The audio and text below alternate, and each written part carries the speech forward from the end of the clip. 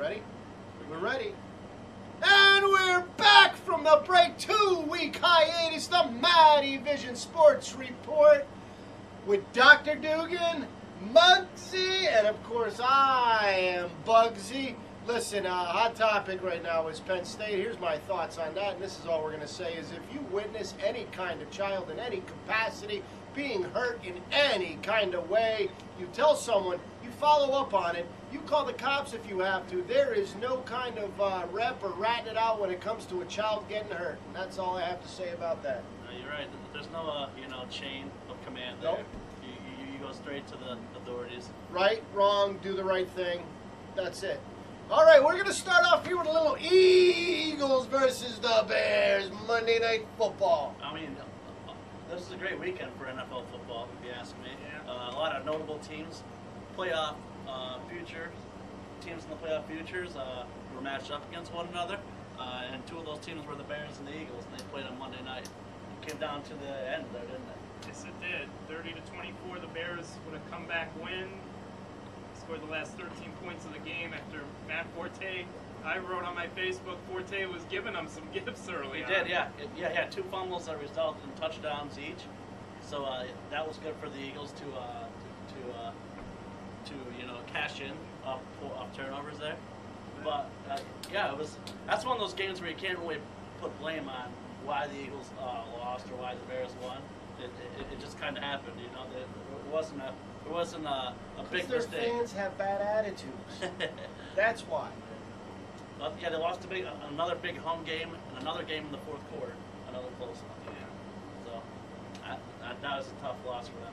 Now they're dropped to 3-5, which essentially means they kind of have to go 7-1 if they want any shot of making a wild card or an outside shot at winning the division. So they have a steep hill to climb for the rest of the year, I think. And how about the Bears? They look pretty good. Yes, they did. I mean, I wasn't paying much. I mean, I was watching it. And Forte, I mean, early in the game, it looked like he was just going to have a field day. And then he had the two fumbles after not fumbling for over a year. Yeah. And losing a fumble. Yeah.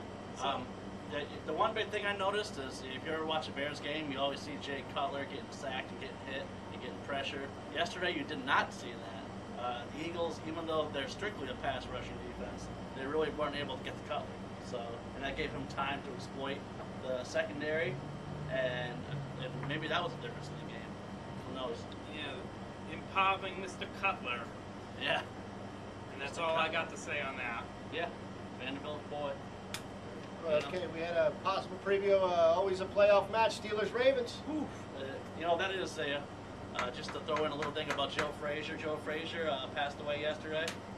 Our hats are off to Mr. Frazier, and boy, he would have loved Steelers-Ravens game. If you got to see that. Smash mouth defensive football is what you always get. It's always, well, unless you're the Steelers and there's 2 minutes left and you got 95 yards between that team and the goal, and you just let the team march down the field. It wasn't even just that last drive. It was all game. Flacco, third down and fourth down, all game he was picking apart the Steelers' defense. Yeah, he was, and that's not something you see Joe Flacco do.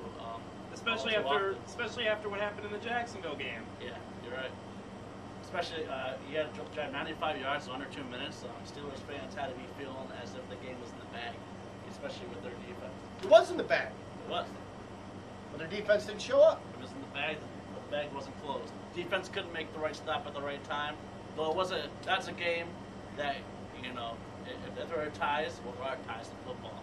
But if there are more draws in football, that could have possibly been one. It came right down to the end. Flacco, big ups to Flacco for answering his critics and leading a huge drive, probably the biggest drive of his career, even though he's won a few games in the playoffs. But at least the biggest one. Because now it puts the Ravens in control of that division. I want to say the Bengals are there at 6-2, but they haven't played the Ravens yet, and they haven't played the Steelers. So yeah, they haven't played. Jury's still out on the Bengals for all you Bengal fans out there. Jury's out on a lot of teams, but they're winning. The 49ers, the Bears, they just... The 49ers, they're going to win their division by Thanksgiving. Yeah. That's a I think they already clinched. Anybody come for copies recently? But I think the big thing, just wrapping that up. Are the Ravens the best team of the AFC?